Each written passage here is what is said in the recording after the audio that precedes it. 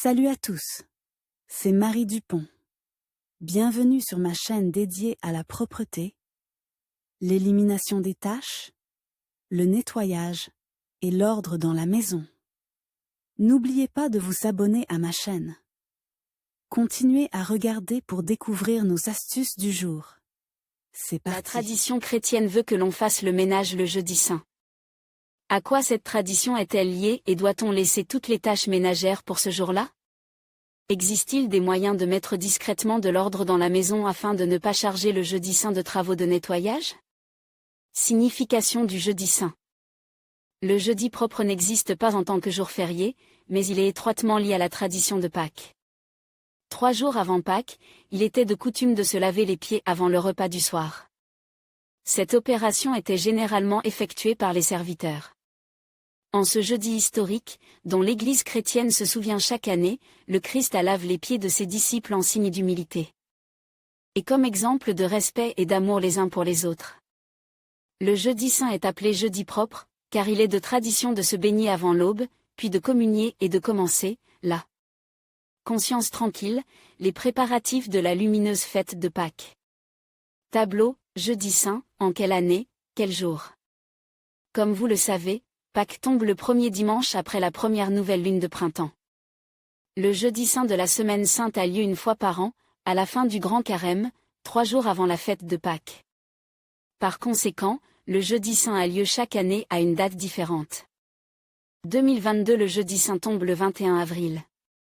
2023 le jeudi saint tombe le 13 avril. 2024 le jeudi saint sera célèbre le 2 mai.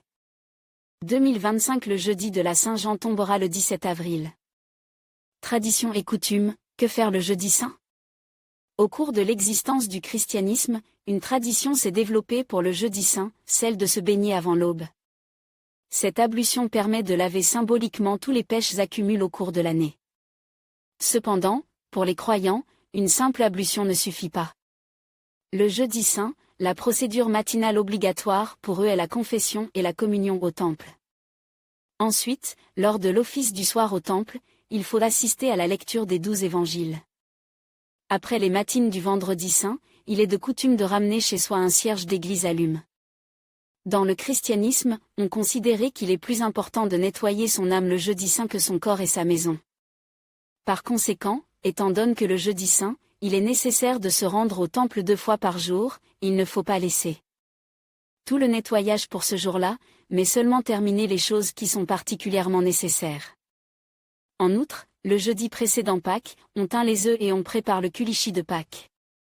Il n'est pas recommandé de faire le ménage le vendredi saint et le samedi saint, car ces jours sont considérés comme les plus tragiques de l'histoire de la chrétienté et doivent être consacrés à la mémoire du Christ, et non à l'agitation domestique. Ce qu'il ne faut pas faire le jeudi de la propreté, les présages. Les gens pensent que l'argent doit être manipulé avec précaution le jeudi saint, c'est-à-dire qu'il ne faut ni prendre ni prêter, ni ramasser des pièces de monnaie sur le sol si elles se sont soudainement trouvées sur le chemin. Ce jour-là, il est interdit de laisser la vaisselle et le linge sale pour la nuit. À la fin de la journée du jeudi de la propreté, vous devez mettre la maison en ordre pour que la propreté soit au rendez-vous de Pâques. Si vous n'avez pas le temps de nettoyer, vous risquez d'avoir des déceptions et des problèmes divers. Une tradition intéressante s'est développée dans le processus de lavage du sol. Dans un seau d'eau, on mettait des pièces de monnaie, afin que la maison ne transférait pas d'argent.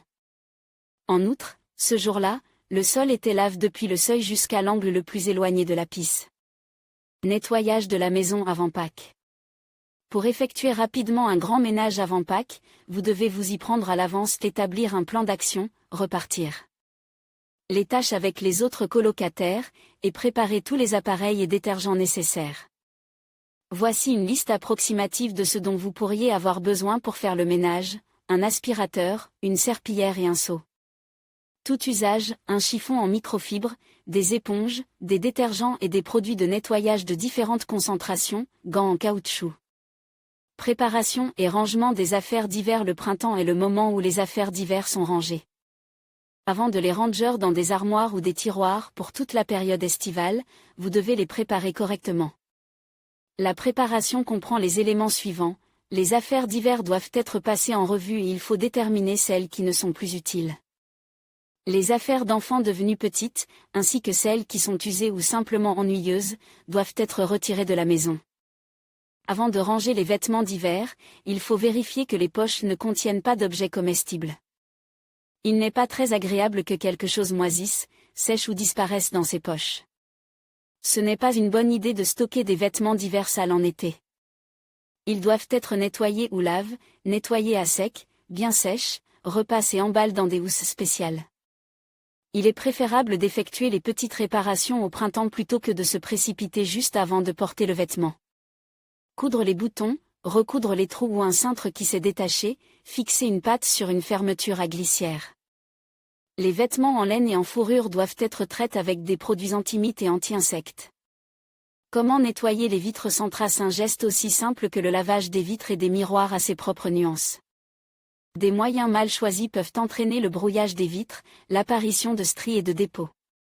Pour que les vitres soient heureuses de leur transparence et de leur éclat, il convient de respecter les règles suivantes. Il est préférable de laver les vitres lorsqu'elles ne sont pas exposées directement au soleil. Les vitres particulièrement sales doivent d'abord être lavées à l'eau savonneuse et essuyées avec un chiffon propre et humide. Il est ensuite possible d'utiliser des produits spéciaux pour le nettoyage des vitres. Essuyez les fenêtres avec un chiffon sec en microfibre. Une méthode éprouvée pour faire briller les vitres au fil des ans consiste à les essuyer avec un journal froisse. Vous éviterez ainsi tout risque de stries. Comment laver les rideaux? Les étapes suivantes peuvent être suivies pour laver les rideaux, démonter les rideaux et retirer toutes les attaches en métal et en plastique. Lavez les rideaux avec un programme de lavage délicat, à une température ne dépassant pas 30 degrés et avec un essorage ne dépassant pas 400 tours. Pour le séchage, suspendez les rideaux, soigneusement redresse. Sans attendre qu'ils soient complètement secs, séchez-les avec un fer à repasser modérément chauffe.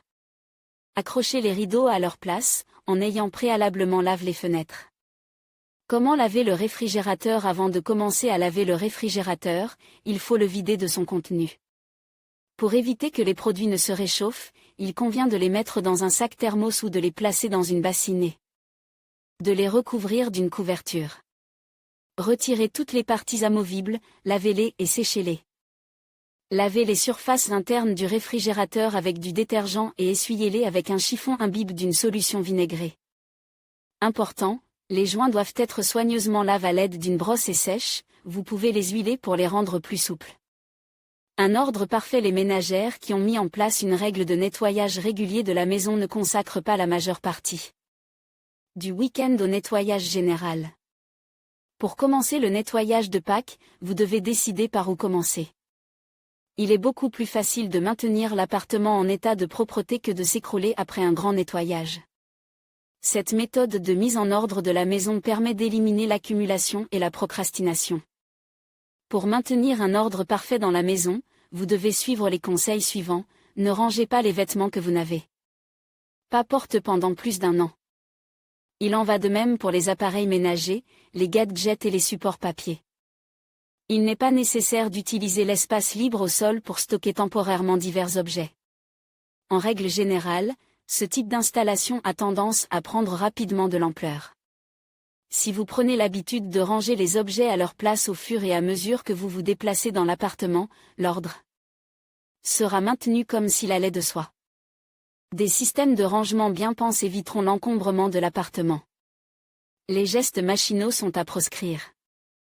Si vous prenez l'habitude de ranger immédiatement les choses à leur place, vous éviterez automatiquement la formation de montagnes de vêtements sur les canapés et les fauteuils. En rangeant les objets sur des airsols de fourmilière, des étagères éloignées et des boîtes non signées, vous pouvez les oublier en toute sécurité. Le secret de la propreté et de l'ordre dans la maison. Toutes les ménagères se sont peut-être posé la question, que faut-il faire le jeudi de la propreté? La réponse est simple, mettre de l'ordre dans la maison. Le secret le plus important de la propreté et de l'ordre à la maison est d'avoir un minimum de choses. S'il n'y a rien à éparpiller, il n'y a rien à nettoyer. Cette règle est très difficile à appliquer à l'ère de l'abondance, mais l'accumulation fanatique de bibelots et de choses inutiles dans l'espace du logement n'en vaut absolument pas la peine. Vous ne devriez pas emporter chez vous ces petites choses dont vous savez immédiatement qu'elles ne seront pas utiles, cela s'applique aux chèques, aux gobelets en papier et à toutes sortes de choses nécessaires. Par ailleurs, il faut savoir qu'un autre secret pour garder son appartement propre est le rangement. Un autre secret pour garder votre appartement propre est l'ordre. Vous ne voulez pas rester inactif et attendre que votre appartement ressemble à un terrain de camping après le départ des campeurs sauvages. En adoptant de petites habitudes quotidiennes, l'appartement aura l'air bien range. Ces habitudes sont les suivantes: nettoyer rapidement le lit et le linge du sèche-linge, mettre de l'ordre sur le canapé et les fauteuils. Suspendre les vêtements sur un cintre ou dans l'armoire immédiatement après être rentré à la maison, prendre soin des chaussures. Les toilettes des personnes cultivées ne nécessiteront pas non plus l'appel d'une escouade de fées de la propreté. Top 10 des astuces pour mettre rapidement de l'ordre. Les ménagères expérimentées donnent des conseils sur la rapidité avec laquelle on peut mettre de l'ordre, surtout quand on est déjà sur le pas de la porte du jeudi propre. À l'ère de la rapidité, les nettoyages d'urgence prennent souvent la maîtresse de maison par surprise. Pour ne pas choquer les invités et les habitants de la maison, il faut connaître 10 techniques de rangement rapide, ranger les pièces où les invités peuvent entrer. Il s'agit du hall d'entrée, des toilettes, de la cuisine et du salon. Il faut voir l'ensemble de la pièce et se concentrer sur les éléments principaux. Ne vous précipitez pas frénétiquement dans la pièce pour attraper l'une ou l'autre chose.